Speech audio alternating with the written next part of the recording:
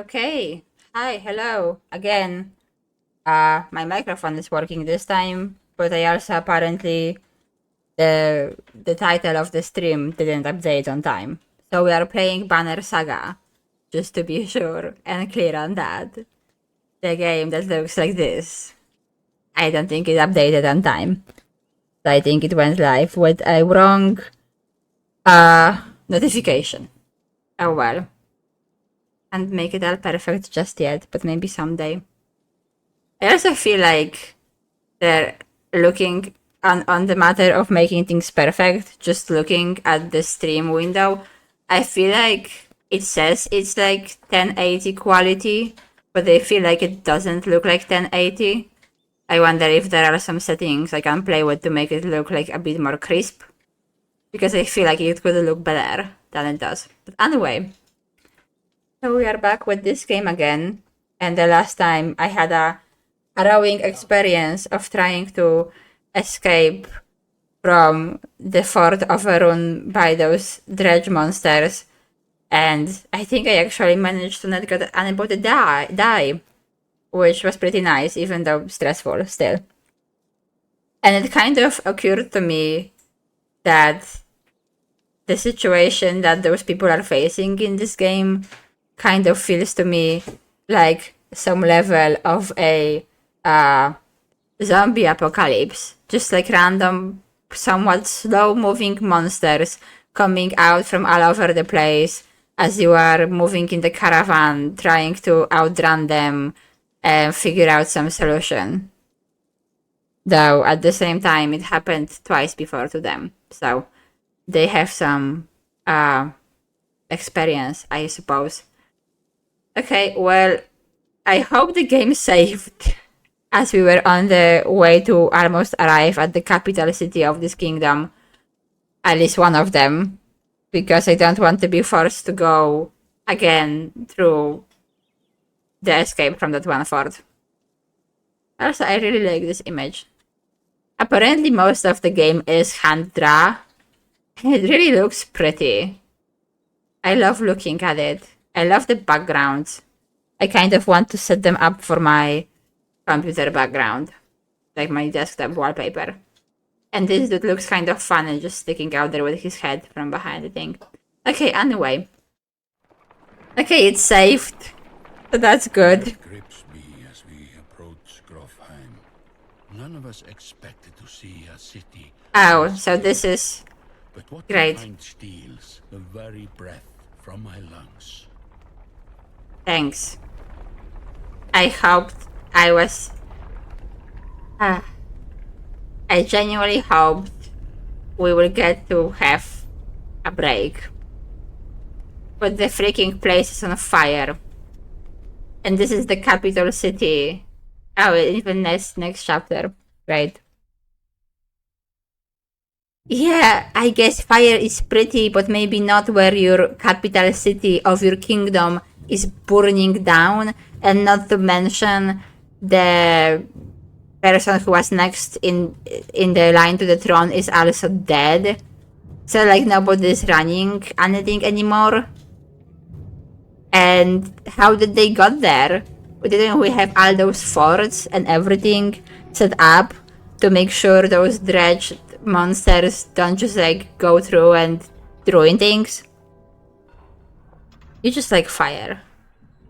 And now we are back with Rock, where I feel like last time I made somewhat worse choices than for the other caravan, and we are stuck outside a city, or rather a village, where the chief of the village doesn't want to let refugees go inside, and we are soon about to be attacked. And I also got two of my friends dead.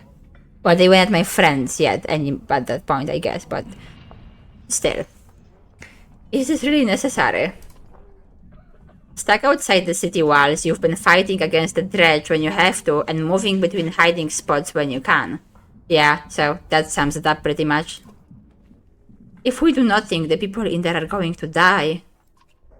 You crouch near a building you know has survivors hiding inside. The dredge are making quick work of the walls. Well, I would love to help them if I can.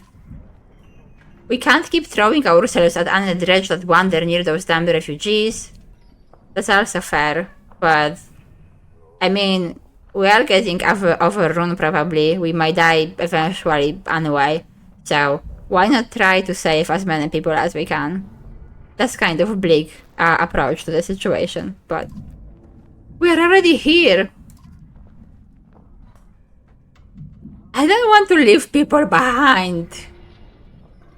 This is what's gonna get me killed. Just trying to save everyone. And also trying to save everyone will get my other people killed. Like last time, I got somebody killed because I was trying to save an animal. Not to say that, like, we are animals too, so it's not really, like, a case of, like, whose life is more important. But still, I'm getting people killed by trying to save other people. It was kind of happening with this group all the time, to be fair. I didn't want to storm the gates because I didn't want to get more people killed. I ended up trying to heal refugees because I didn't want them to die. But then people died anyway, no matter what I did. But I don't think any amount of returning will stop me from trying to help those people in the building. Evil growls but leads the charge, powering over the nearest dredge and taunting the rest. Come on, you stony bastards! Oh, so they are made out of stone. I thought they were made out of metal. I feel like that's useful information. Nothing else I would rather be doing right now. Okay. Yeah, I have empty spot now. I even miss people because they got killed. That's great. Nobody can wear this. This is like a bad idea. I don't know why I'm doing this. Okay, it's only like 4 of them. But I'm also humans and they are weaker than the other guys. I'm so used to being the walls that are big and strong. And those people are not. I'm just gonna stand together. Oh, okay, let's just wait for them to come to me. Can you, like... No, okay. Well, it says it traps the tire. Let's trap the tire.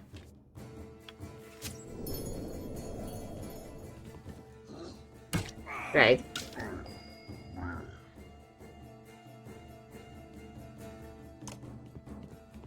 I'm so worried for them.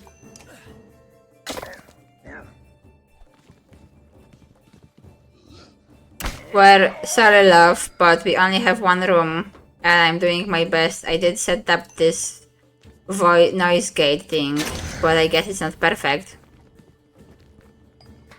I will try to figure it out later, I guess.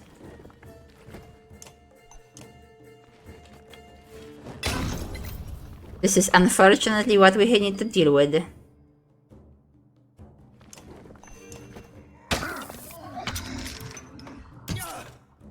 I'm so worried about everybody.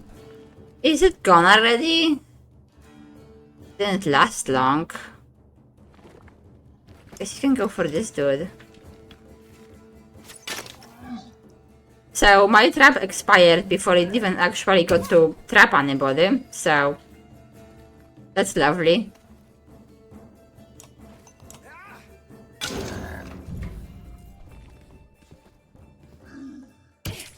Am I actually going to win this fight? Because I'm starting to have doubts, honestly.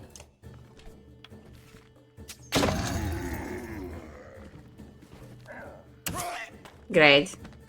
I should have just left. But I instead continue making bad choices. Great. Okay, well... Shh.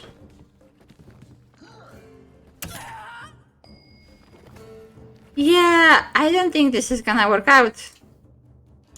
And somebody's probably gonna die because I wanted to save some people.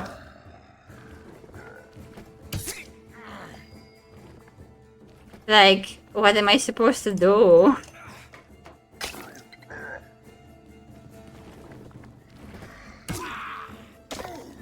Great. That's one person down.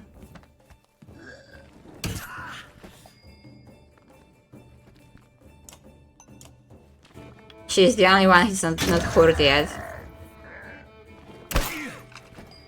Great.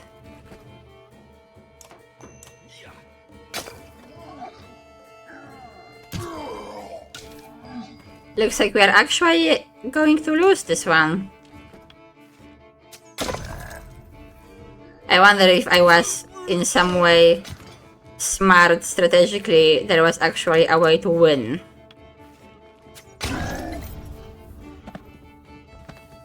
Maybe. Good job, me. And I got defeated. Still got an achievement. And everybody's now gonna be injured. I should have left. I even knew this was gonna happen.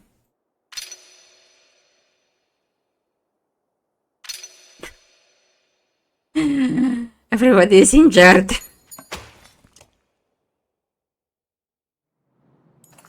The dredge give you a sound thrashing, but go back to tearing at houses or meandering around almost aimlessly. The other villagers scatter in terror. Perplexed, you manage to crawl back to rest house and lick your wounds. Why didn't they just kill us? That's a good question now. How come we are still alive? What's their agenda here? I mean, I appreciate being alive, and it sounds that at least our intervention let other people have enough time to escape. So I guess it worked out in the end. Thought there were a lot more of us than this. Surveying the rest house, you're struck by how many wounded and missing clansmen there are. Only going to be less over time. We can't keep fighting off dredge and hope they will pass. We're not getting in that godforsaken city, I know that. I mean, I still feel like the chief of that city is making some kind of giant mistake. Because eventually we are all going to die, or we are going to escape, and then they will have to deal with their walls being attacked by those monsters. We could have teamed up, but no. The dredge have all been heading south, that's not an option either. Vrimtow, the only thing that makes sense, they won't follow us across the wastes. Why? I don't feel like they need to have any specific needs that they just can't go through the wastes. If there's really no other choice, why are you so insistent about Vrimtow? I know someone there who can help us if we are lucky. But that's something. Okay, get everyone up. We are going to make a run for it, with everybody injured. Within a short time, we are ready to leave. Okay, well, at least I will try maybe to buy some stuff. Some supplies. I don't have much. I feel like I might need more. Don't want to spend IMI points on it.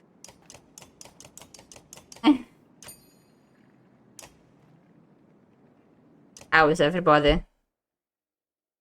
Everybody injured to some degree. I need at least like a day of rest or something. Okay. Well, let's go. Outside the walls, things are a mess. Dredge are everywhere. Fortunately, they are going around the hill on which Frostwell sits, heading south and show little interest in following you into the wastes. Okay, well that's good. But then, yeah. I feel bad about the village, even though they didn't want to let us in. Someone else shows interest though. From the gates of Frostwell, a group of fighters are rushing towards you. A cart stacked high with supplies at the rear. You ready yourself for trouble when one of them shouts, "Hold!" "We spied you leaving," says the man in the lead. "Name's Olaf. Those men are loyal to me. We've got no intention of staying in Frostwell," he tells you. "But we haven't had any choice before now. Don't care where you're going, we are coming with you." Yeah, I mean, hi Panda. I mean, I'm cool with that. I'm happy for the whole city going with me and escaping. I feel like it's kind of a death trap in there. Whatever is happening inside the city, it's clear those men are desperate to get out. You are not sure you trust them, but a host of experienced fighters might be worth the risk. What's happening in the city? Bunch of vultures and lunatics, says Olive.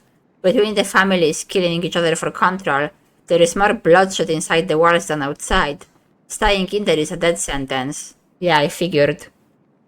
Probably not good for the morale when you are stuck inside there and you have all those monsters waiting to kill you outside. And the chief sounds like not a very nice person either. And they were more than happy to just murder refugees on the gates outside. So I wanted them to go with me. That's part of like saving people. And I could use some warriors on my side too. And it kind of sounds like in the end, maybe it was a good thing that we didn't get into the city. Because we will be stuck inside now with people acting in not the best ways. Let's go then.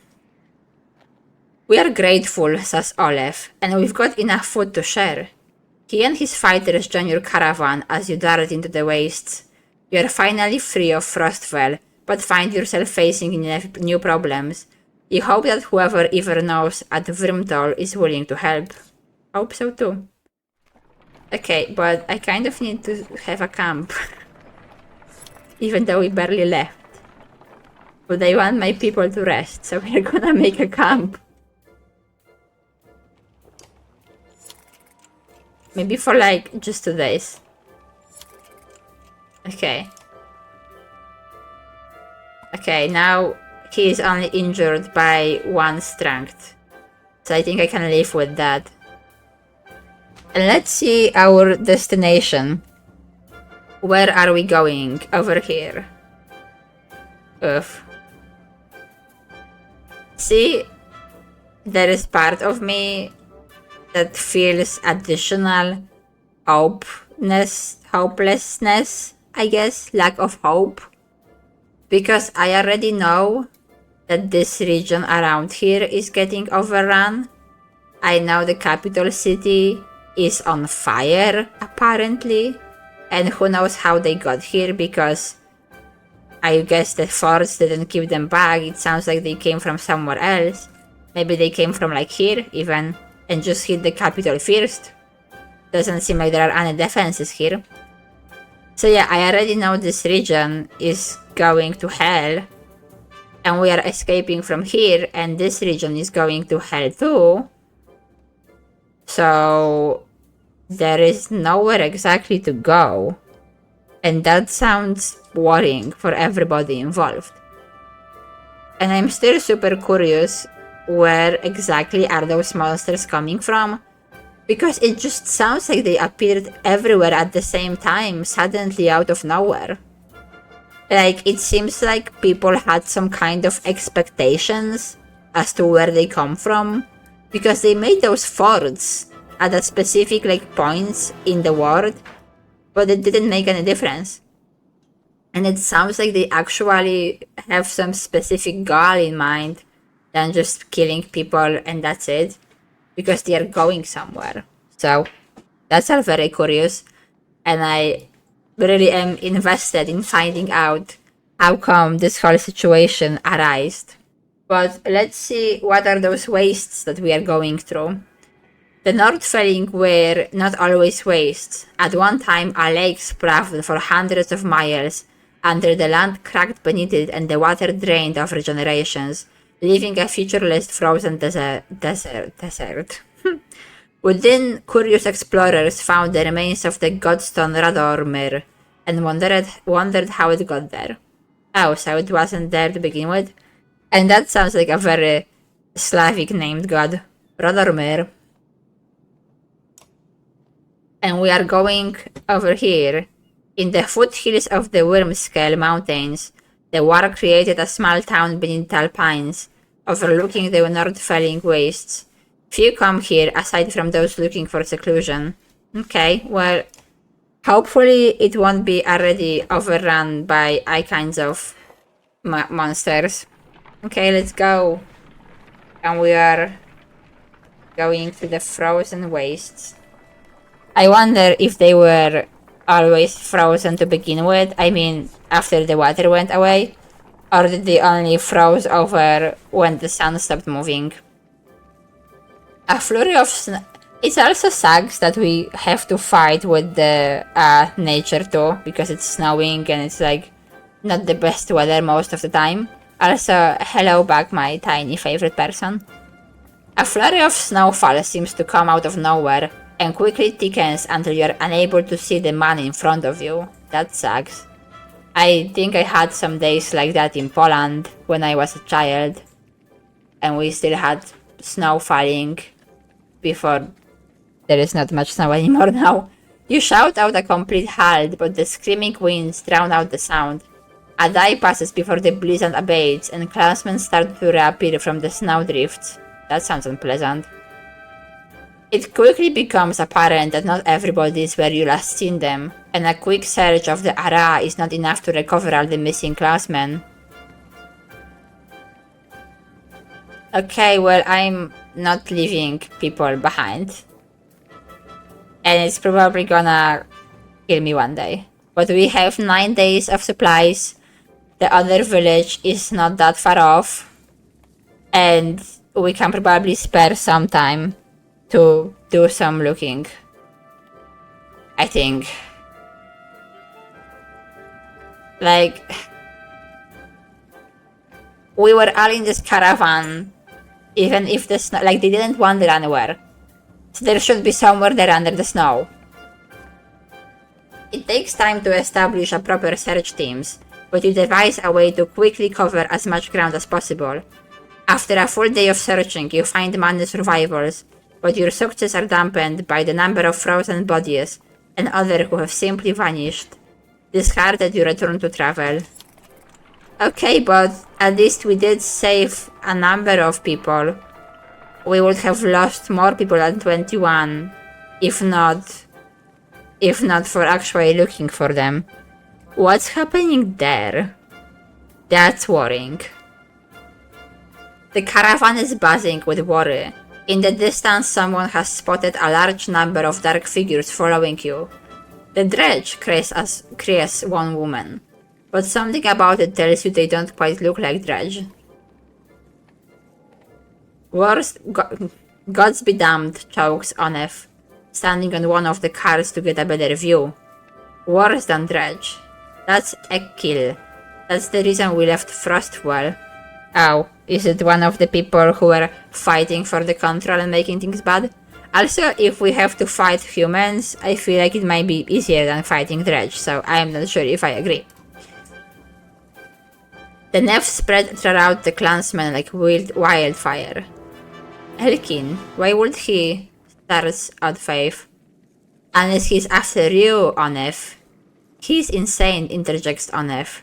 And unpredictable. That's a good number of fighters with him. Your mind races considering what to do.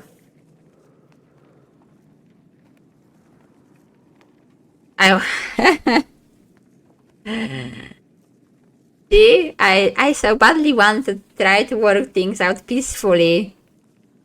But can I? I don't know this dude. Maybe Olaf is right and he's like some terrible person that doesn't care. But I also don't know what Onef did. Like, why is he after you? Why can't I ask the question? I wish I could ask and find out. Like, explain to me the situation. Why is this person pursuing you? Why did they leave the city just to go after you? That seems like, you know, the city is under siege, surrounded by monsters. So it seems that they're quite determined to follow you. So, like, what gives? What's the deal over here? I want to try to work things out peacefully. But I bet then if they will want to fight me, then I won't be prepared for a fight. And I'm just always afraid of somebody dying. I feel like this game, as no other game, is giving me a decision paralysis thing. I will drink some water when I think about it.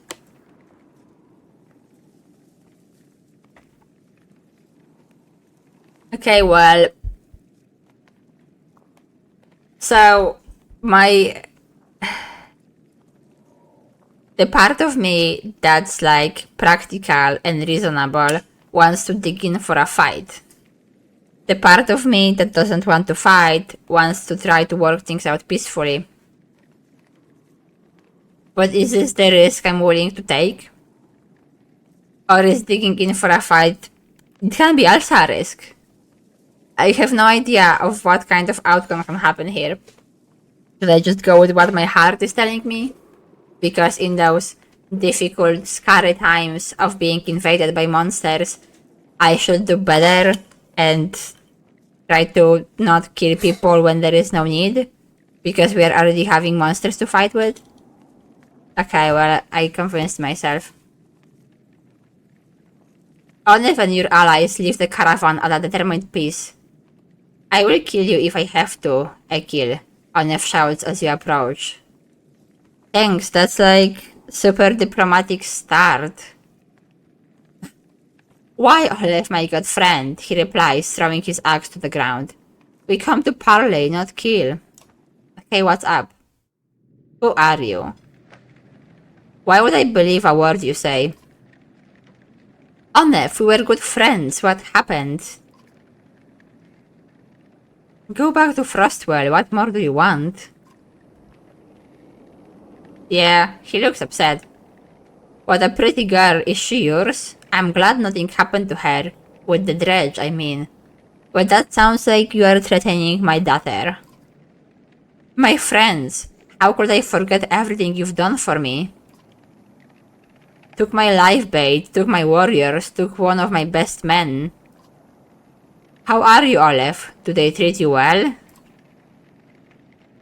Shove it up your ass, Ekil. If you came out here to kill me, let's get over with. Nothing like that. You must think you know me, or people like me. What would Olef tell you? I'm crazy? I haven't survived because I'm crazy. I did what I had to be done to make it in Frostwell. The only mistake I made was you. Sorry, what's your name? Seems like something I should know by now. Rog. What kind of man are you, Rog? You look like an average man to me. A man worried about his daughter, maybe. Just making his way.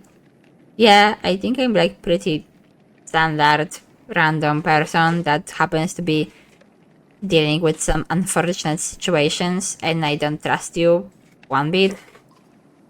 But then look behind you. How many people is that? They follow you, fight for you. Why? What kind of man are you? Well, I mean, all of those are kinds of true, I think. I'm just a villager that suddenly become a chief, and now I have all those people in charge, and very clearly I have no idea what I'm doing. But I'm trying my best like everyone else. I don't know if I would say this one because that implies I do some sketchy things if they need to be done, which I was trying to avoid all the time. But I think at the end of the day I'm trying to protect my kin. It's more than that, isn't it? You think everyone was born to lead, make hard decisions? Yeah, well, I clearly wasn't born to make hard decisions. Why do those people think you are? You saved them, you are a hero. Maybe that's more important than who you really are. I mean, if I need to lead a bunch of people and make sure they don't die and that everything ends well, then yeah, it's probably a good thing if they believe I am capable. What's your point, Ekil? I'm your prisoner, Rog. Bind my hands. Rostful is done. I can't survive there. Thanks to you, my good friends. You might not have cut my throat, but you sentenced us to death. Well, maybe you should have let us inside the city so we could defend it together. Maybe all of you should live with us. when we were leaving, so you're not stuck inside. What am I being blamed here for? I literally arrived to your city to ask for help, and then you didn't let me in. You murdered a bunch of innocent people. I don't know if you were involved, but that happened. And then you are upset at me for leaving. And from what you are saying, it also sounds like you wanted to sacrifice this olive dude as a bait so you can escape. So, like, I think you might need to do some retrospection and, like, inner thinking of what you are doing here. I don't believe that's who you are. Is this some kind of apology? You can't trust me, I know that. Take me and my men as prisoners if that's what it takes. Ekil looks down at the ground and the words come slow to him. I'm not above begging.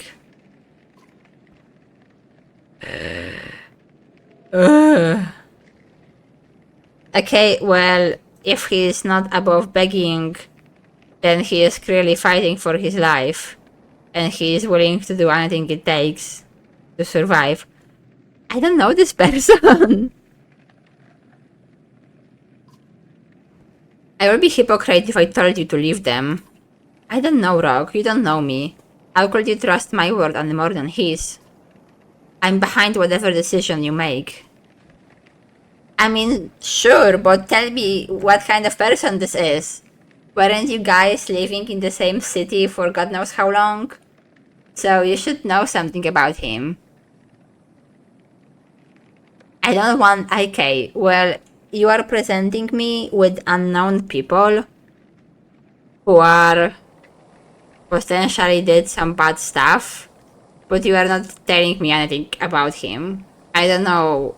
I don't actually know what kind of person he is, other from just some things he just said and the fact that he looks upset. Which is kind of reasonable to be upset in the current situation. So I'm not gonna just leave them. I'm trying to save as many people as I can, and I already said I want to get all the humans and war and everybody else and the horse people, if they will come along, to all together get along so we can actually fight the real enemy. And I don't actually want to take them as prisoners because, well, then they are prisoners, they can't fight if there is a problem, they can't help in any way really. I have to spend my resources to keep an eye on them and, like, control them. And, yeah, that's like a strain on me. But he also sounded like he threatened my daughter. But that was my interpretation of his words, because that's usually what people say when they are being threatening. I don't actually know if he meant that. Maybe he's not very good at communicating. So, I don't know.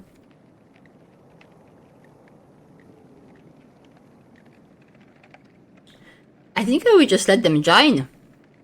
I'm not leaving people behind to die. Especially if I know nothing about them, and from my perspective, they did nothing to me. I cannot sustain prisoners that do completely nothing, and I have to keep an eye on them. And then I also have this kind of group when there is like me and my people, the better ones, and they, the prisoners, kind of. So I already create like some kind of like divide between us in the one caravan. I will just let them join and hope for the best, and probably regret my decisions later. We need fighters. You fight the dread just like the rest of us. You fight for everyone now, not just yourselves. And if you even look the wrong way at a single man, woman, or child in this caravan, there will be no hesitation about killing you on the spot. You do us a greater honor than I hoped, Rogue. Those people are right to follow you. You will have no trouble from us. I might be reckless, but I pay my debts. Well, I hope so. The caravan eyes them suspiciously, but they try to fit in, following your orders. You expect to hear complaints about this. Things are definitely becoming complicated. Well, I don't want to leave anybody behind. And I do have more fighters now, so that's good when I have almost 400 people to protect. What's with the birds? I'm scared. Is that the Radormir Godstone? Kind of cool they make those. There's some people here. Do they know that there are monsters coming? You find a surprising number of people camped out at the Godstone. They've been here quite a while, ever since the sun stopped.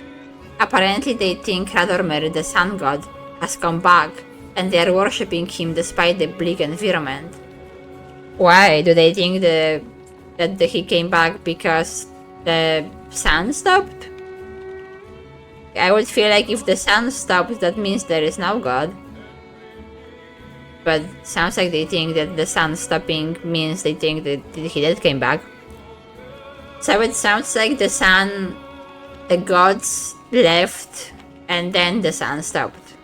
From the context of this. So how long ago was this? How long are they just sitting here? What are they eating? What are they like even surviving? They welcome the caravan, mingling and swapping stories with the others while you rest. They have almost nothing of value to trade, but their leader approaches and offers to let you join in their tribute. Well, let's find out what that means. Glenfin, one says, showing you a golden liquid in a silver bowl. He places some on his chest, which almost sounds like it's sizzling, and explains through clenched teeth it's a gift from the sun god, an oil that burns like the sun and lets them see things clearly. That sounds ever so slightly dangerous if somebody gets hurt and gets some kind of infection. So, I don't know. Anybody wanna do it? I'm not gonna stop in the way of my people religious needs. Not surprisingly, you find no takers. You wonder how devoted you would have to be to go in for it yourself. Nobody can really agree on what Radormir looked like, as fond as he was of his own isolation. Where did the oil came from though? What's the oil? I'm kind of now curious what the substance is from. Nobody can really agree on what Radomir looked like, as fond as he was of his own isolation. He never directly contacted humanity. Most think he was a serpent that lived in the sun, and it's not uncommon to hear speak of seeing the tail of a great creature slipping through the thin clouds on a sunny day. Radomir was always one of the lucky gods, the kind who people thanked for good weather, healthy livestock and a good harvest. Despite all that, the biggest mystery has always been how his godstone came to be found at the bottom of a dried out lake. I mean, yeah, I guess if they didn't build it here, I would also be quite curious how the gigantic stone got here. Maybe he dropped it there personally for some reason before he disappeared. Actually, if he never directly contacted humanity, which implies that the other gods did directly contact humanity, how do you even know he's gone? Like, maybe he never left or something. I mean, I don't know what's the story here still. After some rest you continue on, the sun god worshippers are keen to stay, so you pack your things and return to the road. I'm kind of sad I didn't do the tribute though. I'm curious what would have happened. I mean, things is like they might be onto something, I don't know. Magic exists and gods and everything. We are arriving soon at the birds. It worried me. And I hope we are close to the next city, because we don't have much supplies left.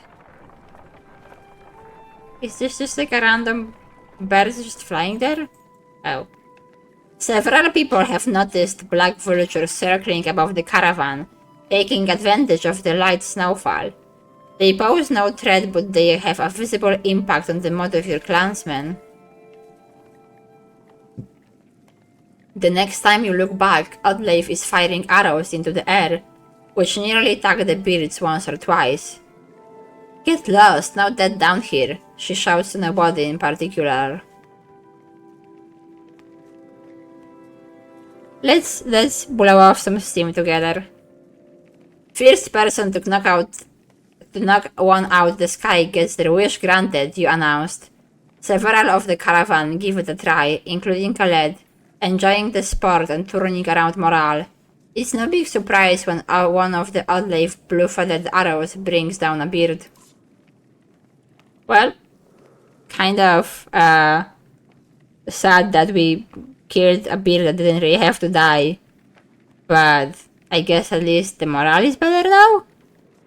You know, says Oddleif, scanning the caravan. A lot of those women, they could do this. You can tell from the look in her eyes she's excited about the idea. I think I'm going to start training them how to fight, she says. I mean, yeah, you know how to fight. Women know how to fight. You can teach them how to fight. I completely don't see why not. The more people can defend themselves, the better for us. And also, the better for them. There's never a reason not to learn how to be more independent, no matter what you want to do in life. We can always use more fighters, you tell Oddleif. If a lad is unapproved, you know how to train someone with a bow. Oddleif gives you a smile. She heads off to some of the women in the caravan, showing them the vulture she shot down. Well, good. I'm happy for them. I hope they will learn, and even if they can't fight, they can hunt then, or food and things like that. Always good thing to know some additional skills. I'm drinking water. A scout returns with a nearly frozen child. Oh. Why is there a child just out there? That's worrying. I almost stepped on her in the snow. Looks like she must have been running from something, he says. Patches of blue mottle her pale skin, but her chest rises and falls ever so slightly. Even just carrying her along could kill her in the state like this, says a woman. We could be in danger here, poisoned another. I mean, we could be in danger here, but I'm not aware of any danger just now. Although, I wonder if the vultures were cycling around because they were aware of presence of this girl, and maybe they're like their parents somewhere there, which is kind of sad thought to have. If I stop the caravan for rest and then, if I stop to look for other survivors, does that automatically include stopping for rest and tending to the girl? I would assume so. I hope so. So I'm gonna do that. 1 hour, you shout. Look for any other survivors. Killers, do what you can. A fire flares to life as you follow the scout's lead. Your search is fruitless and you return to a fully settled camp. The healer is still fast with the girl blanket, but it looks hopefully that she will pull through. The next day you set out again. I'm happy with that. I'm not gonna let some random child just die because I can't bear to stop for a bit. And nothing bad happened, so it's fine. Although, okay, we're almost there. Only 2 days of food left. I started getting worried, but yeah. A group of men with broad shoulders and thick cloaks approach the caravan. They might be outlaws you hear nearby, and the idea quickly ripples through the clansmen. One of the strangers approaches, saying, "We ran out of food. Any help would be welcome." His hard eyes reveal nothing of his motivations. You consider how you want to approach this. Well, what are you doing here? The men get nervous and reveal sturdy weapons. Your warriors step forward until the leader holds out a hand, saying loudly, "The last group to ask us questions tried to kill us. Right. Let's keep it this simple. Will you help us or not?" I mean, so far, nothing they did or said made me feel like they are, uh, bandits or something. They just said they ran out of food and then they were attacked. So, better to be nervous. I expect them. I worry that they might attack me too. So we are kind of in the exactly same boat here. They can come with us. I can take more fighters if they want to. The men look surprised by your offer. In short order, they join the caravan and start sharing tales and drinks. Unfortunately, it is less than a day later that you discover they vanished along with a sizable portion of your supplies. Well, that sucks. I guess they can't all be winners.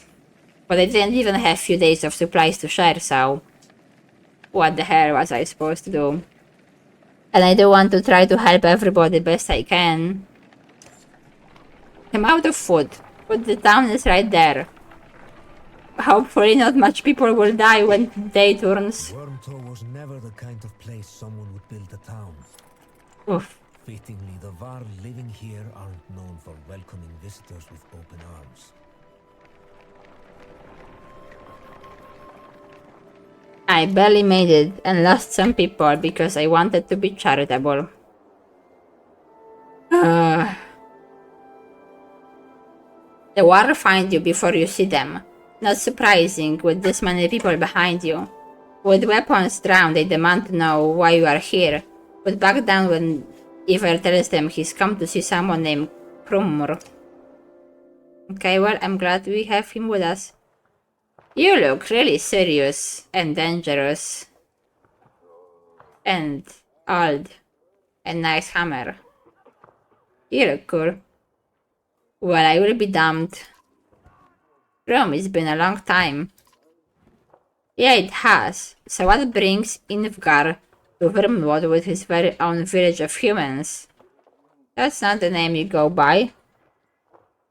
I know. They all always so lovingly embrace their weapons. They just adore them so much. And then he caresses his hammer with his hand lovingly. Probably it's like satisfying to hit something with a hammer in a fight. Bad news. Dredge coming down from the north. We barely made it this far. That is dire news. Come on, we have food. We'll discuss more in the meat house. Well, thank you for actually welcoming me nicely. Some people before weren't this nice. As you follow the old war into their meager town, you catch him quietly sighing. If it were anyone else... Well, yeah. I've talked with the warriors here, I will be honest with you. Alf want to go north and find out what happened at Bloxburg. Some think we should go to Gronfeld instead. I mean, at least if we go there, we can meet up with the other caravan and kind of join forces or something, I suppose. But like, the Gronfeld is kind of burning right now. Honestly, you know what? This is kind of fascinating because right now, the way we are living, like in our real world, if, let's say, the capital city of your country was burning, you would probably know about it quite fast. You probably even know it's being attacked before it's burning. But here, for those people, they have no idea. Like, maybe somebody will send a messenger. Maybe somebody won't. Maybe they can send like a beard with message or something. But as far as they know, they have completely no idea that a lot of the world around them is just going to hell right now. That there's like how dire the situation really is. None of them are happy you are here. Well, sorry, what I was supposed to do. What do you think? If I had it my way, I would stay here and let the dredge come.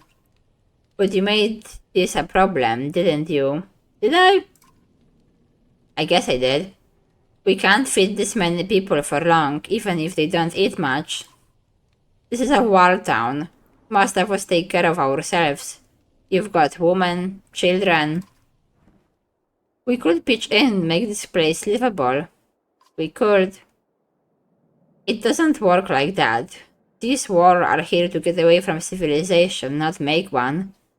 Okay, fair, but if the world and the civilization is crumbling, and we are dealing with emergency life or death situation, maybe we could rethink our positions? It's Cram Skull, it won't be long before Dredger here too. I still think we should just go meet up with the other caravan, although the people here don't know about them. I know about them because I'm playing a game. No, it won't. If there is one thing we should do is tell Urumdr what's going on. Who's Urumdr? Var King, well, as close to one as we have. Ingvar, where you would find those people. Stay here and rest, but once you are ready to go, we do. I'm going to see off those who want to head north. But I will join you to Groflane. I feel like every time I say it wrong, but in a different way. More travel? No, we already came so far. Stop the pounding, girl.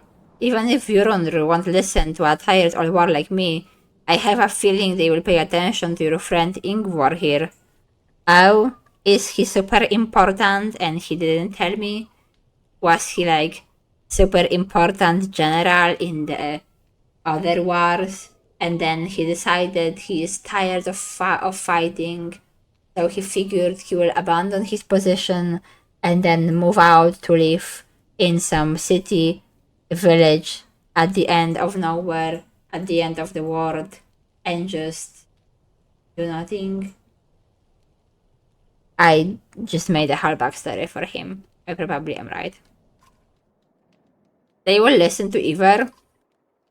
Ha, he hasn't told you. Of course he hasn't. Do what you need, but don't be long. Hi, Em. Thanks for the lurk. I appreciate it. And I need to buy food.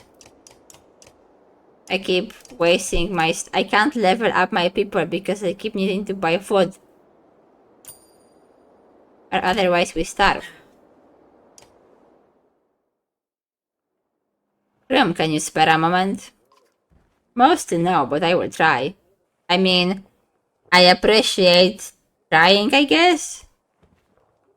I never had a moment to thank you for your hospitality. I mean, it's a very... no, they are not very happy to offer that hospitality PT, so... But yeah, they did let us came and stay, so that's nice of them. Consider it done then. How did you get all those war follow you? Respect, young one. After the Second Great War, wasn't much for me left to do, so I started training other war to fight. Got tired of that, made a place in Wurmtow. They still come calling, even with no wars to speak of. Seems like that might be changing though, don't it? I'm sure he won't tell me because it's up to him to tell me personally. Ah, I'm not surprised he never told you. I'm just surprised he can stand being around anyone at all. Why? Your friend was one of us long ago. I mean the dredge bashing type. He was called Ingvar then. And if you want to know why he changed his name, best ask him yourself. I do want to know that. I'm too old to peddling gossip. Well, that's, maybe he has. Depends how much you know. They are all armor. Tap them hard enough though and they will shatter. Line up a whole row of slag and they will explode on each other all the way down. Well, that's good to know. You get in a big brown, half your time is spent setting them up for it. And if you see one bang his axe like a tuning fork, try to kill him quickly. Sometimes the slag he's calling won't even show up. Yeah, I figured that much so far. That's definitely one thing I hate a lot. I might. Or I could be the most boring warrior you ever met. Depends on how much you like killing dredge. Ask me again someday. Might tell you about the time we fed a dead ox with whale teeth. Why?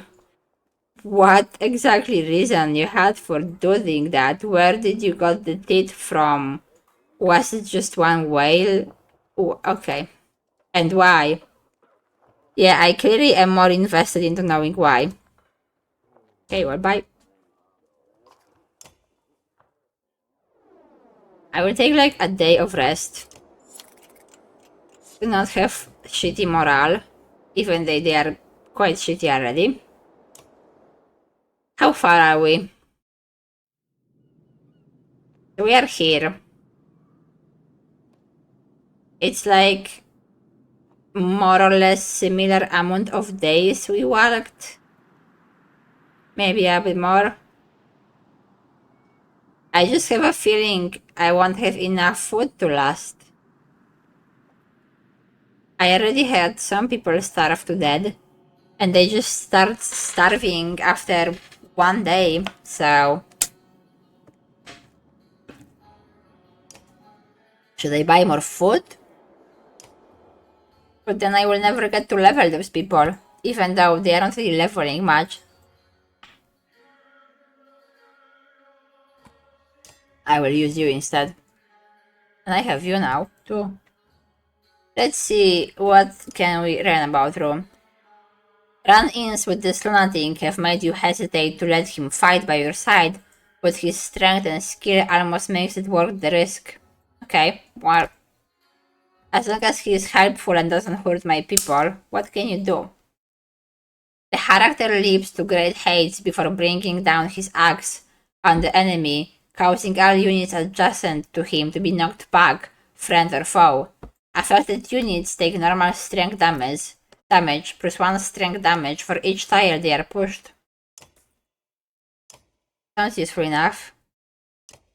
By standing next to an ally, the character creates a shield wall, raising the armor of both himself and his ally by 1.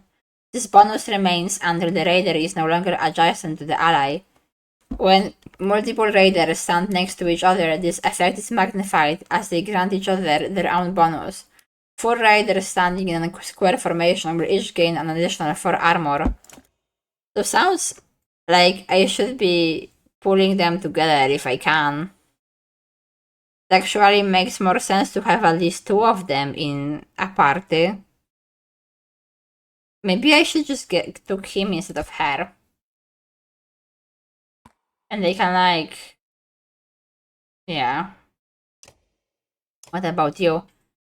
There are not many war older than Cram, and not many who have had as much experience fighting the dredge. In Wormtal, eager fighters would regularly come to him to learn his secrets. Okay, oh, I wanted to see your skill. The character uses his experience in battle to issue commands to allies, moving them next in the line of initiative.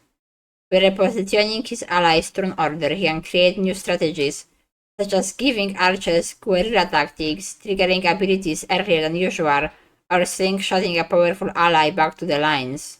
Well, that's useful.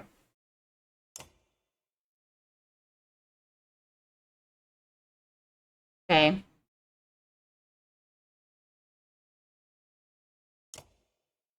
Hopefully this will work. And I don't know if I should buy... I don't want to use my renown to just buy food.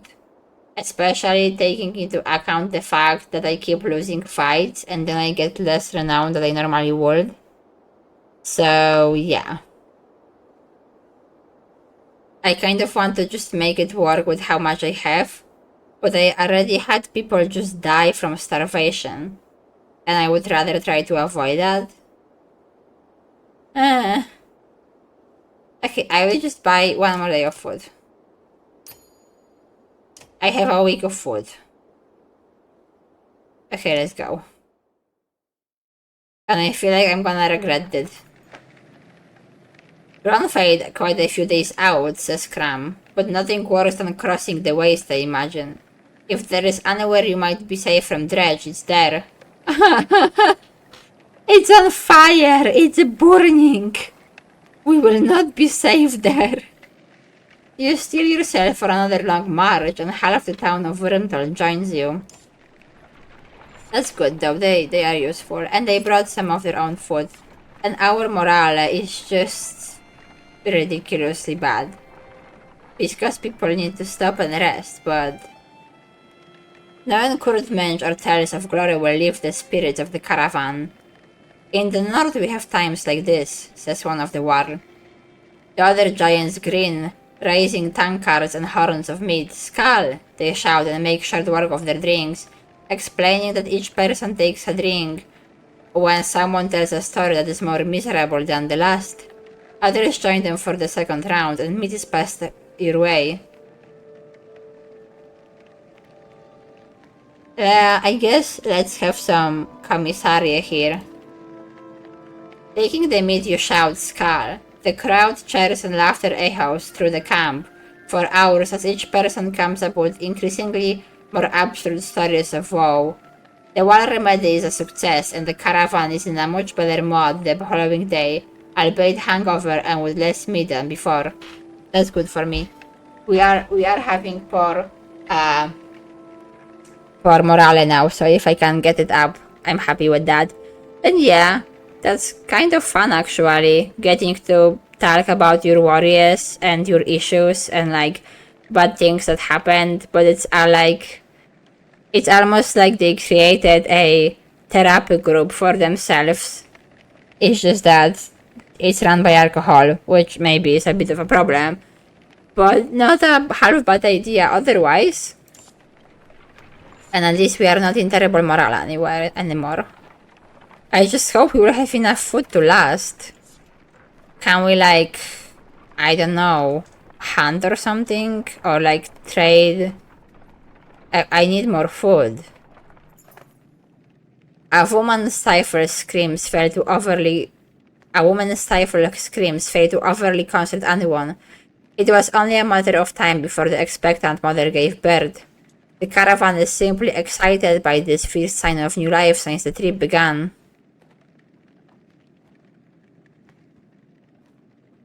I don't think I can afford to celebrate.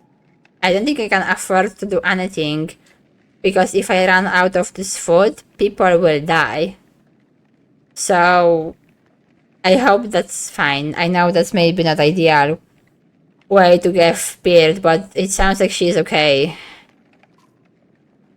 With all the congratulations and cheers passing around, you decide to maintain a normal schedule, letting the family adjust to the new hardships of traveling with an infant as quickly and peacefully as possible.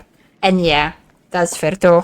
It must be hard. I mean, this is really not the best time to have a child, although obviously it's not like she got any control over that. And I imagine she was already pregnant before we left, because, you know, it takes like 9 months, and when we left, it was definitely not 9 months again, I can't speak. 9 months ago.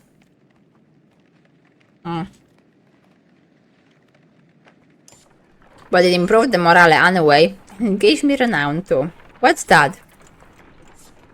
I hope it's a friendly place.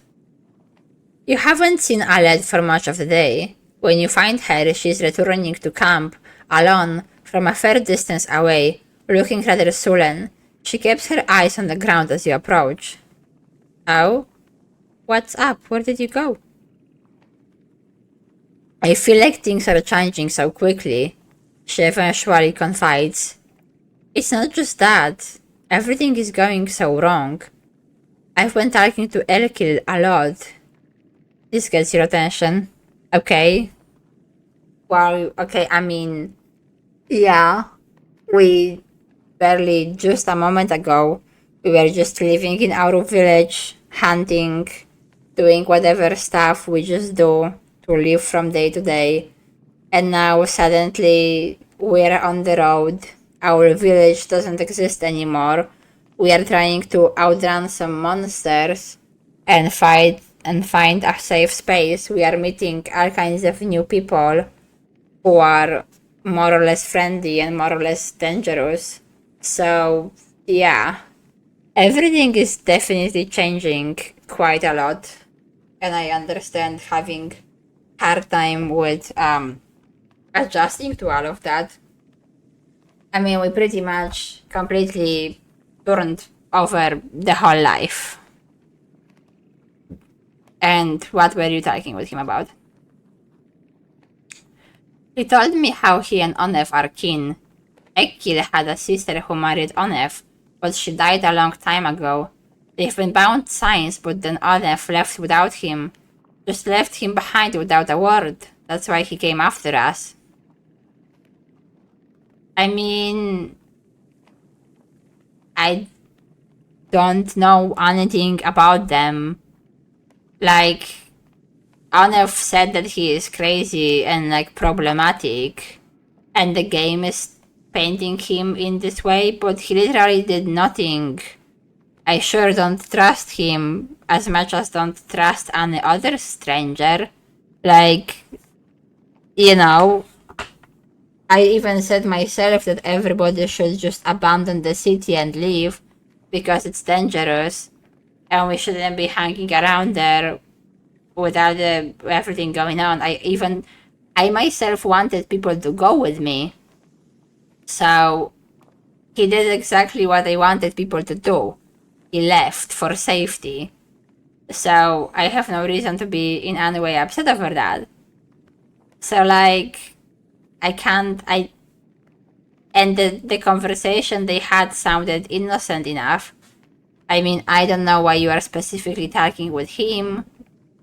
And I am like worried about like sneaking out. And I'm not gonna go threaten him about what, talking to a person.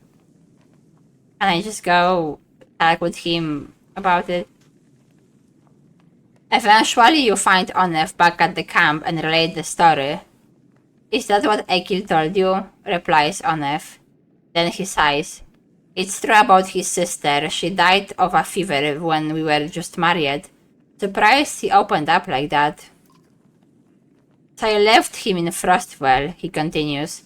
He will be fine one day, ready to kill his own men the next. Sometimes he would. I will make the same decision tomorrow. I don't know.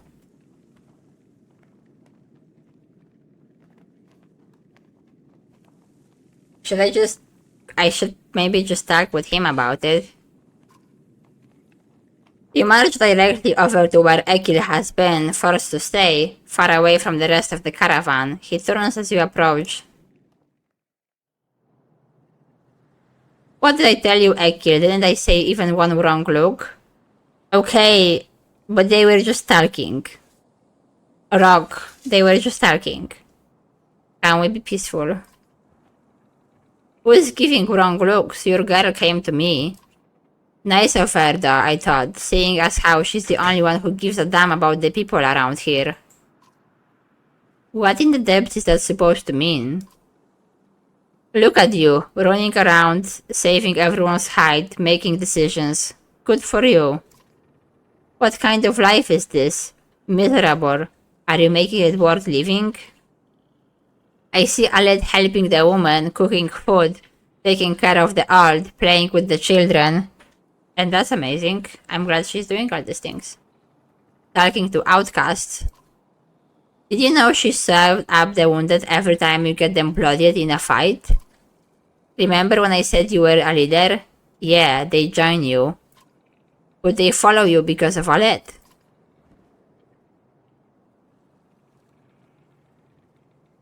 Do I know my daughter? He is making it sound as I didn't know any of those things. Oh, I get it. You think I'm calling you a poor father? No. All I'm saying is, don't ask her to change who she is. Those people need one of her, not two of you. Okay, well, at least we talked it out peacefully.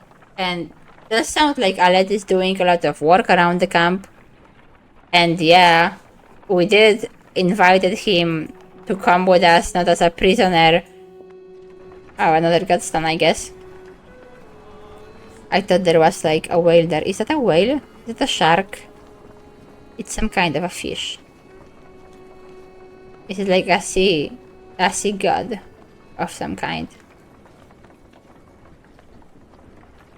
The godsons are pretty.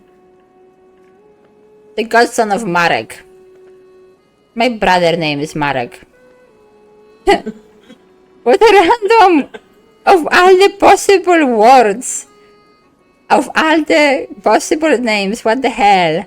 Like everybody has somewhat English or like old times or like somewhat fantasy or like Nordic Slavic name, and now there is a god of a name that's like a real modern current time name in my country.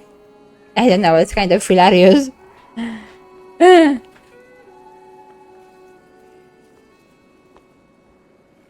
I don't know. I don't know what came first or last or whatever. But that's definitely a pretty normal name in my country.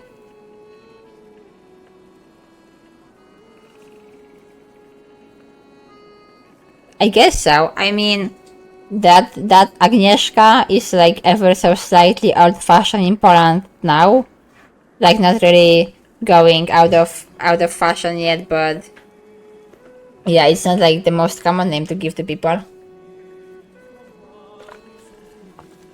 Okay, well that's more so than the other one. But I'm just saying that Marek is a name that people are given on pretty often still in Poland. It's like pretty common name. Like one of those rather basic names. Well, I'm sorry that it's giving your English hearing names problems. I guess so. But it's such a random thing. Like, imagine you were playing a game and the game said, "The godson of John looms into view. The godson of George. The godson of Ashley. The godson of I don't know." Like, you know?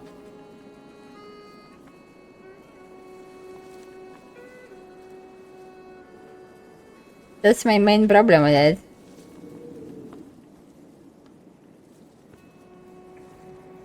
What was the name?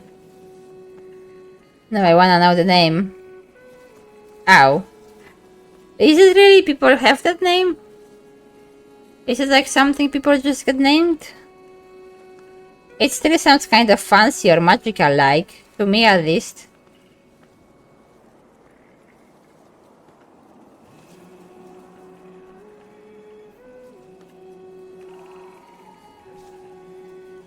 I'm just curious how they picked this name. Like...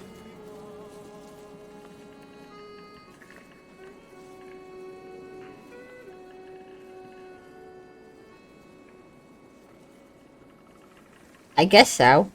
I just never knew anybody with that name, but I definitely know at least a number of Marek named people.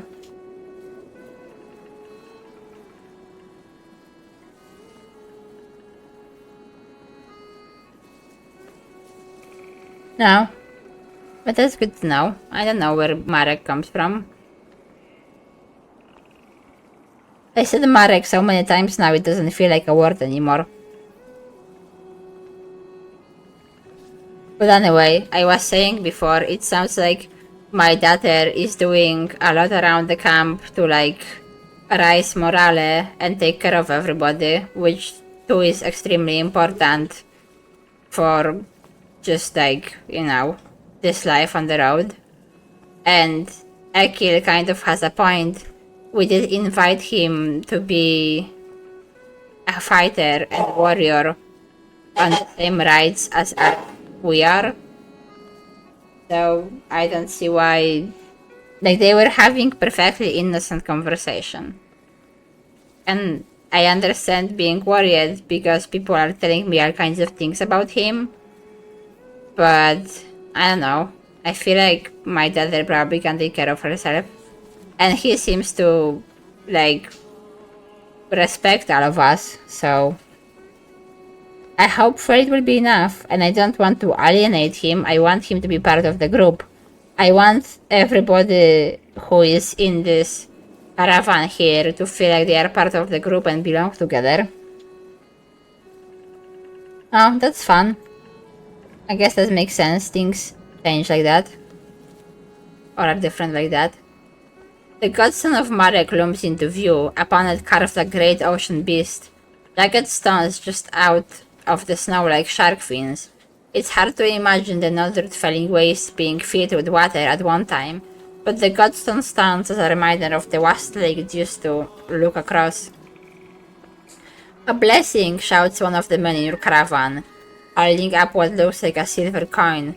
It's a fish scale, he says, pointing out the rainbow pattern that shows in the sunline.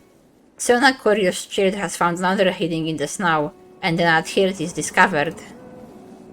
Perhaps they will bring us luck, you overhear, and before long the caravan has become obsessed with gathering the shiny scales.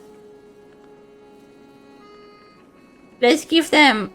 We don't have all the time in the world because I feel like we are low on food, and if we run out people will start dying.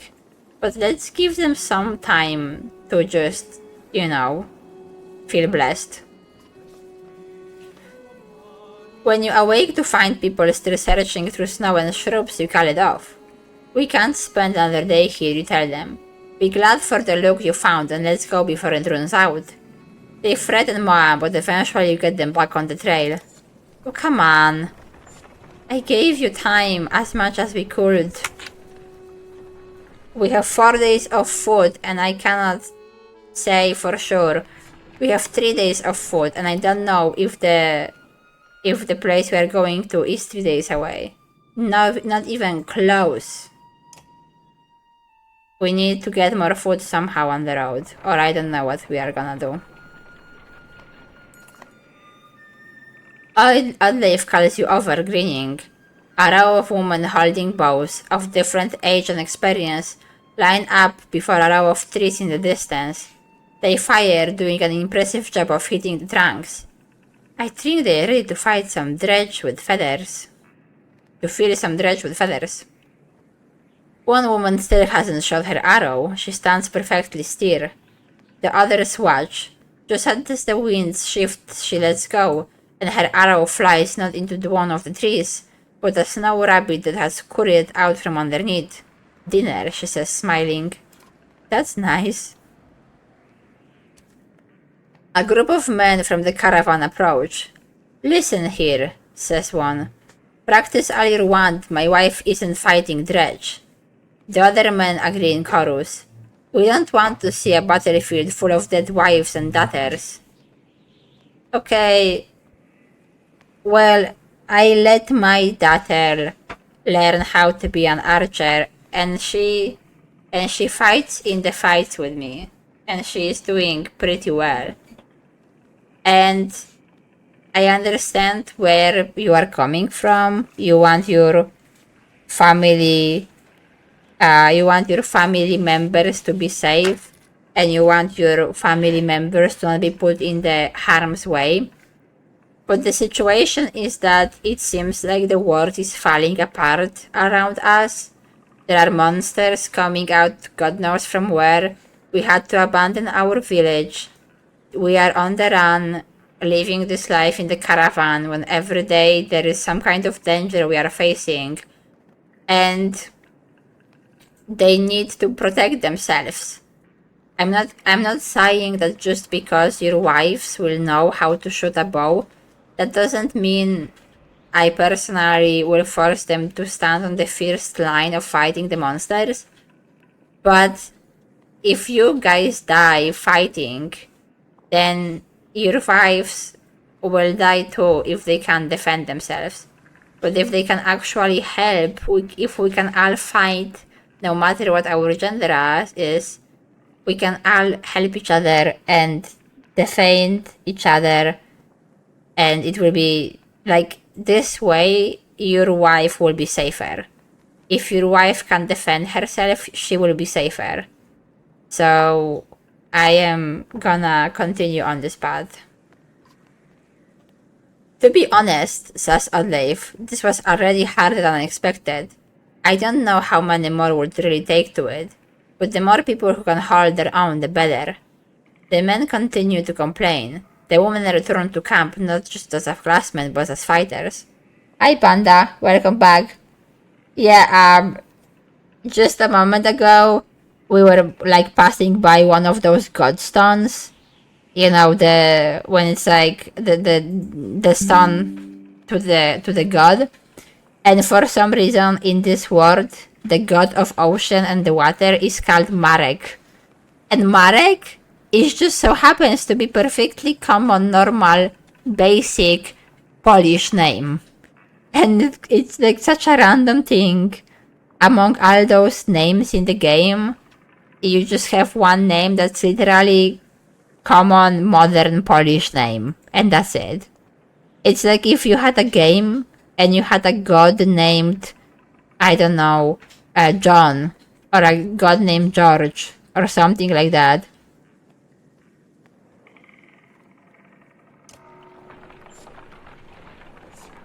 And morale improved. It still sucks. I mean,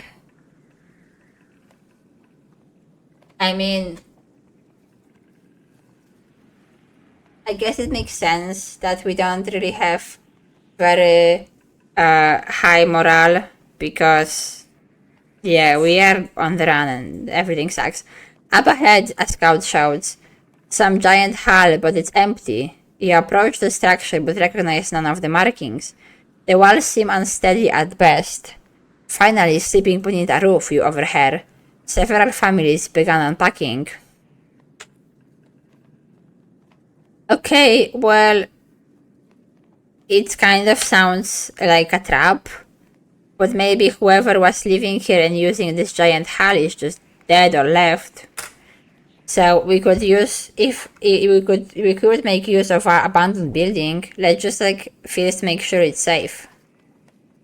Several volunteers reach the building with weapon drawn.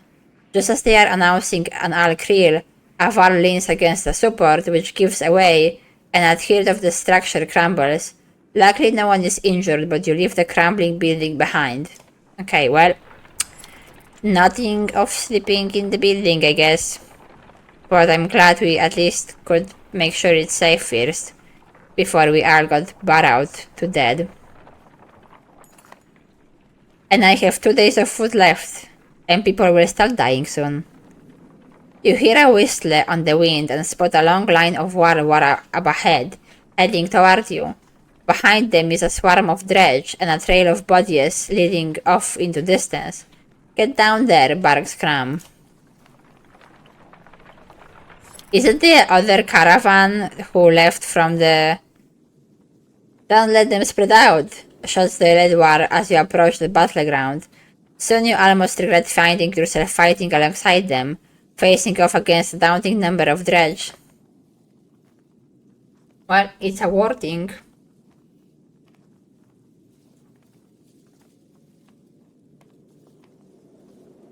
I didn't understand the conspirational comment about a god named John. Also, love, can you give me more water? Give me water.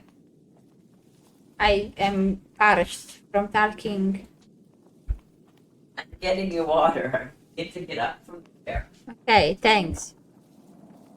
Dredge line the battlefield, weapons drawn. A fight seems inevitable. Okay, there is more of me. Apparently, doesn't seem like there is more of me. You start comparing weakness and strength, taking into account terrain, morale, and the look of your enemy. If you're careful, you should be able to keep your force balanced. Hello. You start rallying your forces and gather your allies to you, preparing to enter the fray. Okay. Yeah, I remember you. Let's just take you instead. Is that the... I remember that the other people who were going to Grunfeld, I remember we like split and one group went one way and the other group went the other way. I think those are the guys that went the other way. Also, you can wear this. You are the only leveled up person in this group. Okay, let's see how this goes. Okay, well, I don't think it's too bad. Should I just leave them like that? They can deal with this one, dude.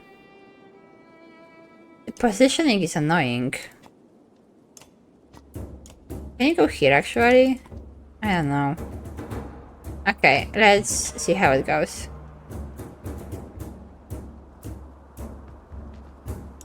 It's a good start.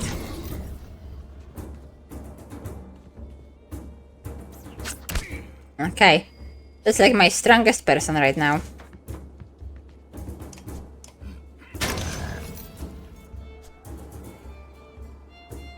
They look so weird. They have like weird faces. Let's get some of the armor off from this dude. See, I should have put the people with shields together because they... Jesus. I'm trying to instead get this dude so he can have less health, so he can make less strong attacks.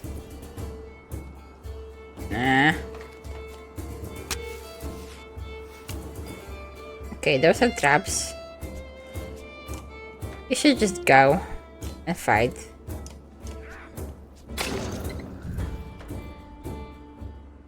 I'm scared of this dude.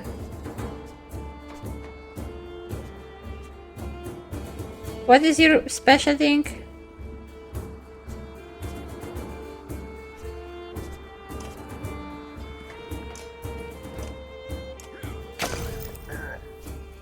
Better than nothing. Looks like we should... Oops, no. Go here.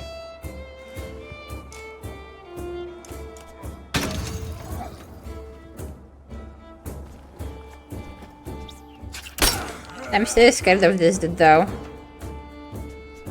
If he's like, gonna go for him or somebody. Okay, let's go here.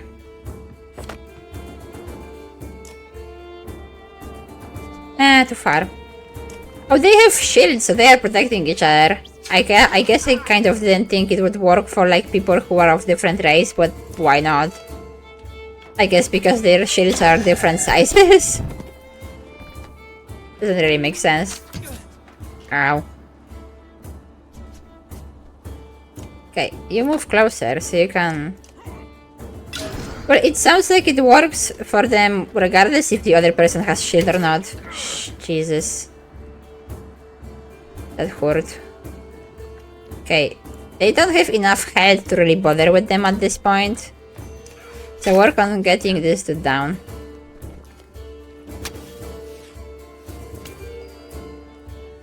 And you need to leave. You have to leave the hell at this point.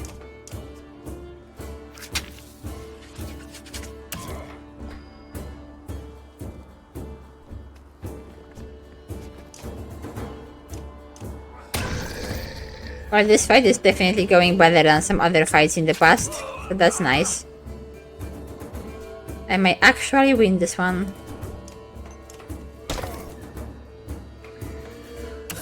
Ugh. I hate when they are so strong.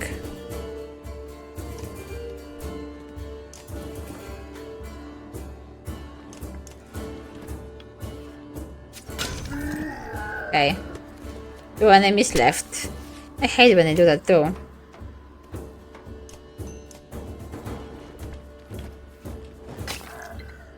Ah, sorry Panda that the computer is being mean to you. Jesus! Everything, all the strategy and everything now is messed.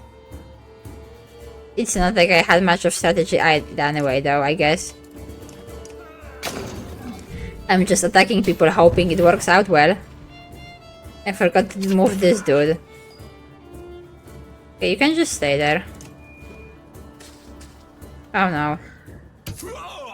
God damn it, always somebody needs to get hurt, always.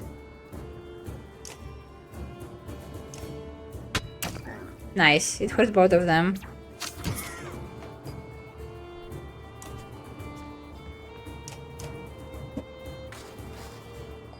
Nice. He didn't have enough turns to. That's cool.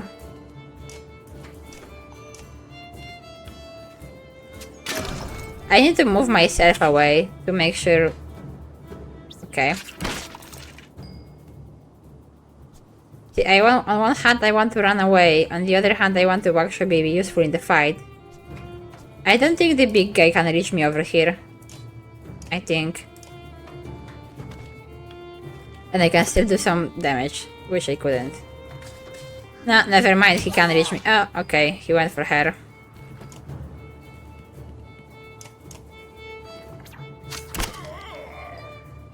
Okay.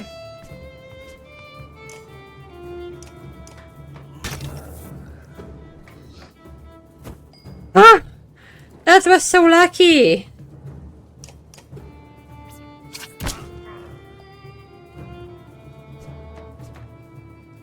I don't think she can run far away enough. Don't be hit by this dude again. He actually has next turn. I don't know if there is anywhere for me to go. Somebody will die. Either way.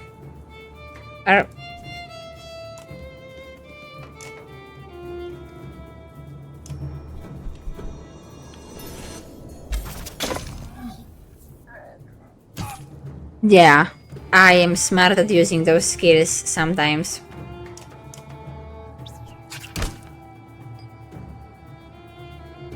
Which by that I mean I'm not.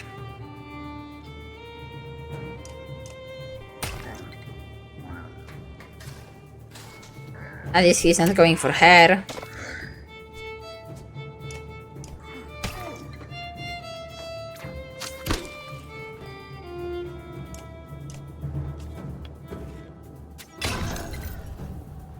He's almost dead.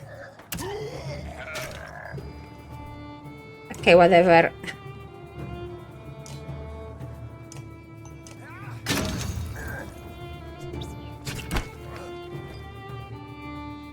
Can I do...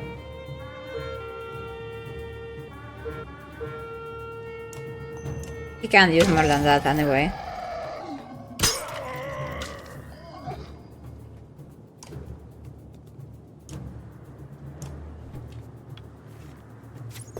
God damn it.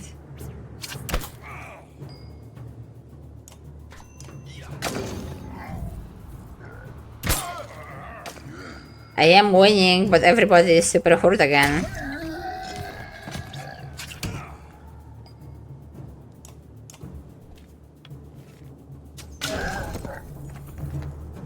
You take a moment to survey the battlefield. The enemy is being pushed back all the way down the line. Yeah, okay. The dredge give you a wide berth and scatter into the distance. And I won.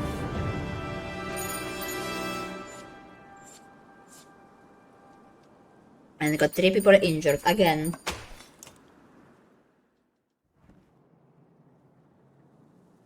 I was trying to make it a tiny bit more strategical and like bring down people's health. Like the, you know, because the less health they have, the less damage they do. I was just trying to like bring down their health and then leave them be and like go to the next person and like get their health down.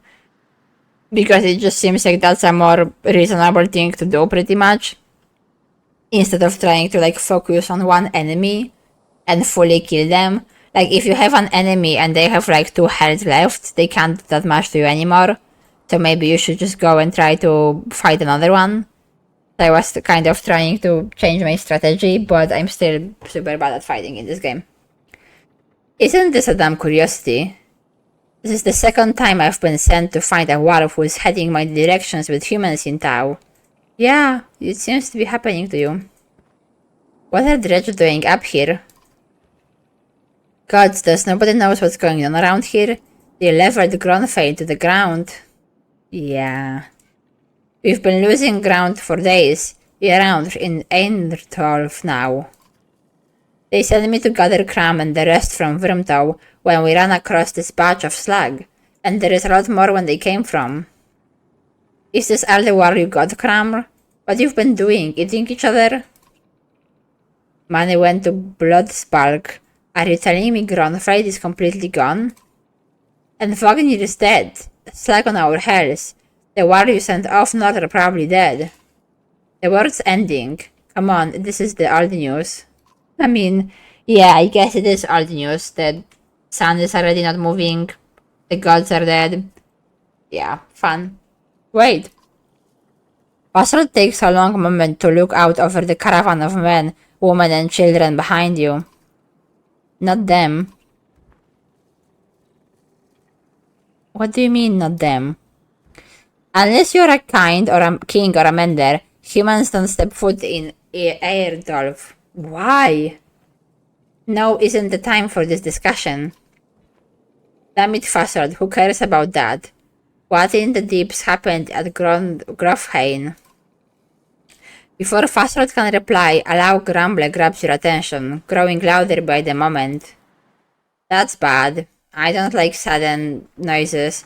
And also, we are all in danger, and everybody is dying, and the world is ending.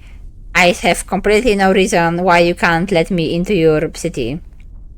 Even though it's beyond sight, all eyes turn in Grofrey direction as the rumbling becomes deafening, transforming quickly into cracking and splintering. It's coming closer. Go, shouts Fasold, taking off toward Eindorf. Don't stop until you reach Hardborg. Okay, what's going on? Okay. Am I supposed to, do we need to fight this thing? What the hell?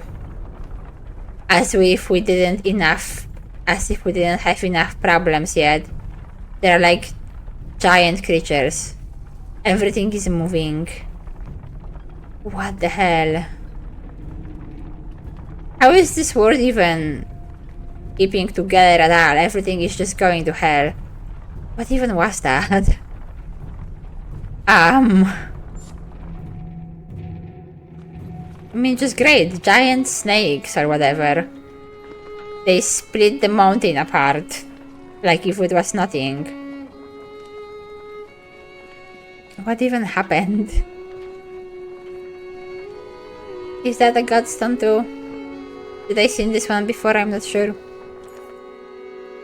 After three terrifying days of tremors, you reach the godstone of Hardborg, which is teeming with warg who want to know what is happening.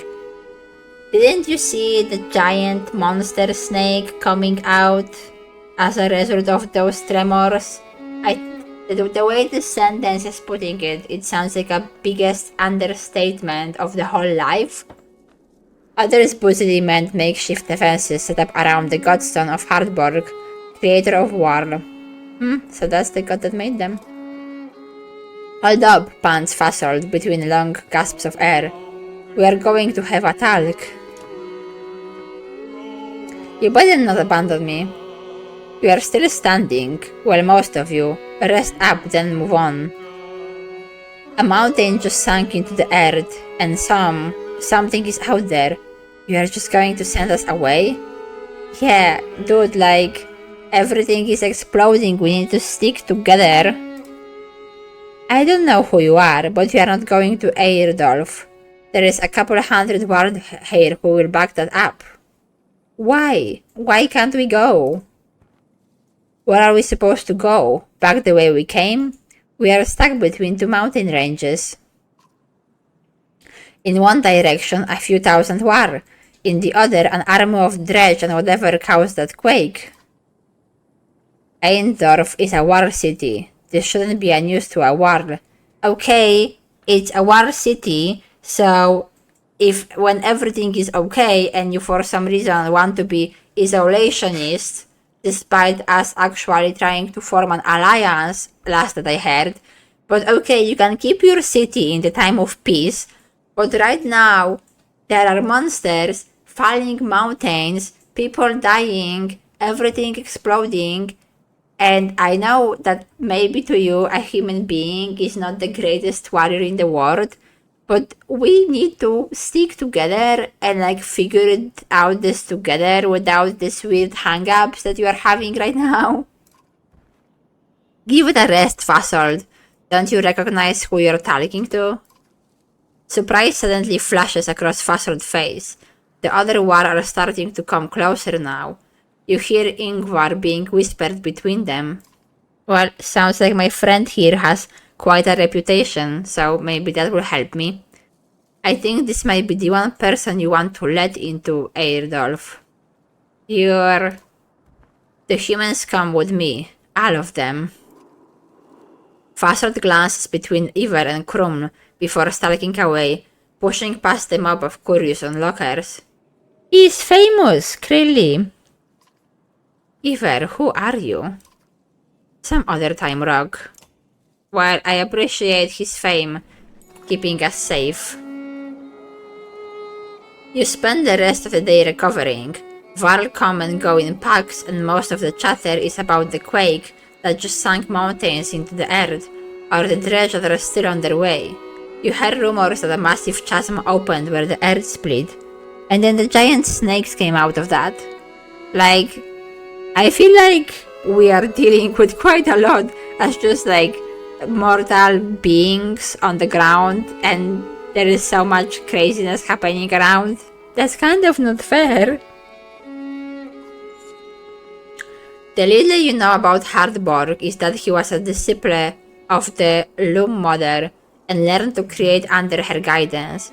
He created a few beasts but soon became bored with simple animals and began combining man and beasts, ending up with Warl. That's the myth anyway. One thing is certain, each Warl alive today was created by Hardborg, and now the god is dead. The war here now are the last one that will ever exist.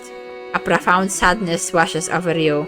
Oh, so do they not give birth? Do they not reproduce? Were they all just handmade?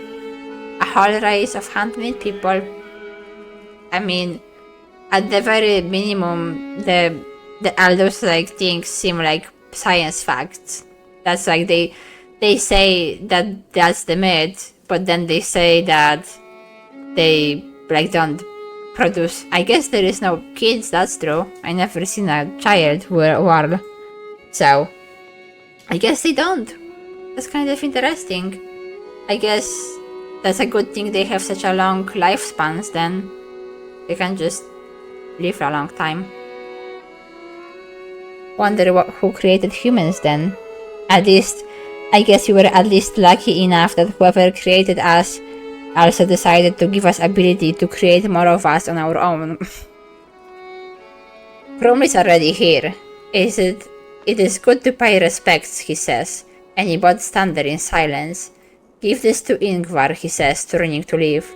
It was once his, and that stubborn ass refused to take it back. Krum hands you a massive studded belt. Okay, thanks. Evidently there is a lot of activity. Word comes from below to retreat to the next village over, and you soon see why. A black shadow is sweeping down the valley from the direction of Grovheim, where the quake, or whatever caused it, has obliterated the mountainside. On closer inspection is a veritable ocean of dredge, more than you imagined possible. In their midst is a towering giant of a dredge, blood red from head to toe. You gather your things in short order and join a good many war, leaving the godson behind. Well, that's kind of not very good.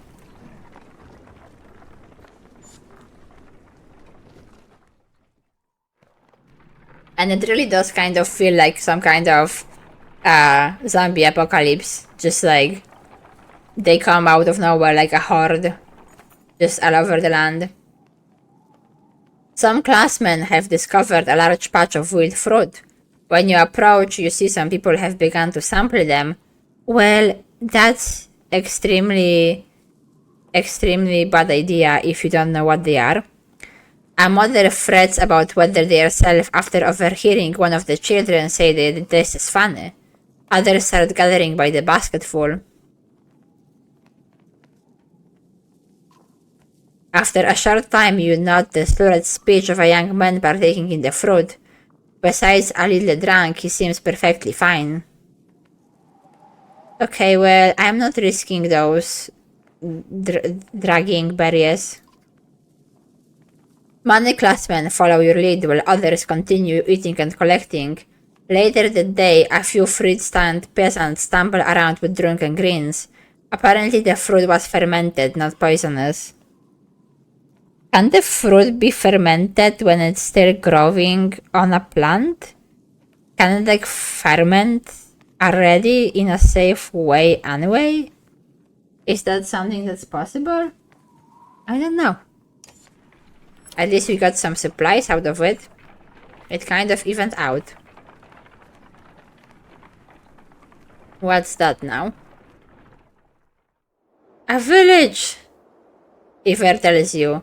We can't stay here long. It will take 3 straight days to cross Bura Pass, so stock up. There is no stopping once we leave. He takes off to speak with the other wall about setting up defenses. Dad, says Aled, appearing at your side. I liked old Iver. Well, yeah. But we need to do what we need to do to survive. Somewhere in the back of your mind you feel the same way. You focus on preparations instead, realizing that you might be one of the first humans about to set foot in Earth-12. Well, what a giant honor. Okay. I guess I will buy some food.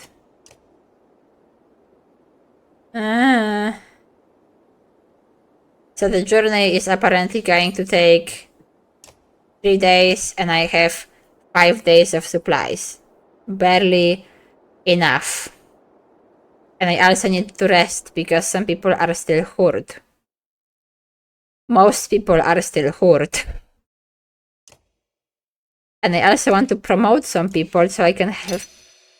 This is so much! This is just so much all the time. At least I want to promote people who are just on the one... who are stuck on the first level. But I feel like I do need to buy more food though. Okay, you are not on first level, so I guess you'll have to wait. Let's at least rest for a day. Like 2 days. Okay, most people are not harmed anymore. I will buy a bit more food.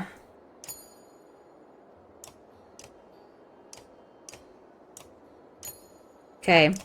And now I can level one more person, I guess. And this is only one person that needs leveling. So that's fine.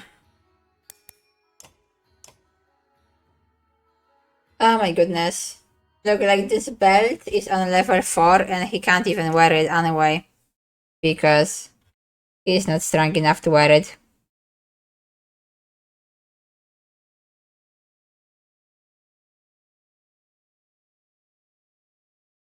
Okay, well. The morale is high. The food is there. People rested. I could heal him completely, I guess. Fine.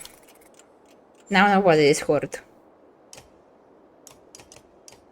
I spent all my crap. Where are we going? Where are we going? Over here. Oh, that's kind of close. It looks like it's close on the map. So this whole region is overrun. And this whole region is getting overrun. And we are just getting pushed down here. Kind of. The home of the first war king, Einar, who carved his empire into the crook of the Brotherbreg and Wyrmskel mountains. The war fortress, hewn into the rock itself, eclipses all but the greater accomplishments in the north. Okay, well. No, I wanted to get out of the map. The wrong button. Let's go. It is 3 days, apparently. We approach a city that only Varl have seen and cross a bridge that only Varl could build. Let us hope that we are the only unwelcome visitors to pass. That is quite an impressive bridge indeed. Wow. It is crumbling over there though. I hope it gets some kind of maintenance at least sometimes.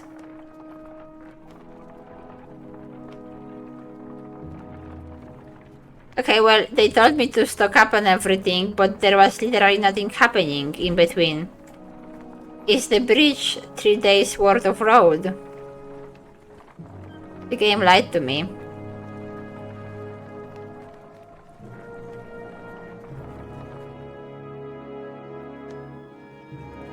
Wow, a lot of people getting ready for a fight. Although I don't think we can defeat that serpent, whatever it was. Why was there a gigantic serpent just like living under the... Yeah, right, Panda? They were like, stock up, it will take 3 days to get there and everything. And then it was all just like kind of a scene without actually any need for me to have any resources. And I was so worried. They do have an army here, so that's probably a good thing. All those warriors, another great war is upon us. It is the third time I've seen such a thing. There are fewer of us now than there once was. Cram heads up the stairs to the Great Hall and returns shortly after speaking to some ward. Well, it kind of sounds like what we need to do is figure out where those monsters are coming from and then figure out a way to get rid of them forever, but I figure that's probably difficult. What did they tell you? By all accounts, the Dredge are coming here. Looks like they plan to end the war for good this time. This place will become a killing field soon. They say the price of men is here. The prince of men is here. They've got a man there too. Oh, well, sounds like we are all meeting together. Prince Ludin is here, from Arbrank. In any case, we'll be given no audience today. You remember the last time you were here, Ingvar? It's Ivar. Yeah, I remember it. What now? We find somewhere to rest. I recommend keeping your people out of trouble when you are here, Rock. In fact, keep them invisible. Euron won't be happy you are here. You are shown to quarters, but could wander the city while you wait for audience. You feel like you could sleep for a week straight. Well, at the minimum, at least it's a nice thing we are in like a remotely safe place for now. Although it probably won't be safe for much longer. So I think we will just end here for now, as it seems we arrived at a next important story bit. Doesn't it? I feel like, okay, I seen the city burn down, I seen the mountain fall over, like some bad stuff happened, but honestly I feel like this time it didn't went so badly for me. Like, you know, I don't think I got anybody dead. Don't think so. We escaped the city, trained some women to fight, find out about a god named Marek. So I would say that this one was a win, actually. Not bad. Not bad. I am stocked up now for 4 days. Okay, well, I'm gonna quit the game. I do like this art. It's really pretty.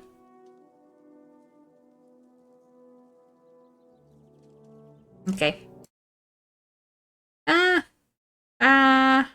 I need something to be on the screen. Okay, here we go. Something on the screen. Right? So I guess, okay. I'm not actually being 100% honest here, Panda, because I got some people killed. I got some fighters and such killed in like encounters, but they all have no names. So I guess they don't matter. No, okay, I'm kidding, they do matter to me. I would rather majority of them don't die. So, yeah. But other than that, at least we didn't get any of the main characters killed. And I feel like with the majority of the situations, we were able to handle them well enough. Like, Okay, well, so basically, I had like some people fight in the battle, but I won the battle. I had some people die, I think, in like the war encounter, but again, I won anyway. And then I had some people die when I simply ran out of food and they starved to death. So that was like a number of not very good situations. But other than that, we managed to get everybody to temporary safety. And on top of that, I feel like I made some good choices this time. And I managed to keep the group more or less together, not have too hard time with like morale and stuff. So I feel like there were some advantages here, and you know, it could be worse. It could be worse. So I'm glad it wasn't. I'm glad it wasn't worse. I'm gonna end the stream now, and I probably go raid to Mia as we always do. Because yeah, that's who we always raid to, I suppose. And yeah, and I'm gonna soon go and put the. I need to post the previous Banner Saga stream, the fourth stream on YouTube, because I didn't do that yet. So I should probably do that.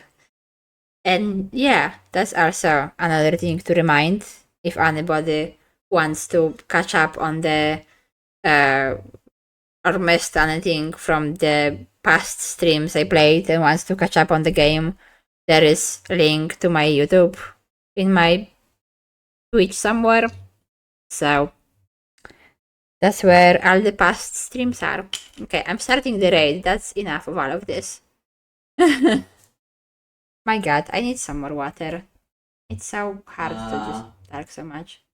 What?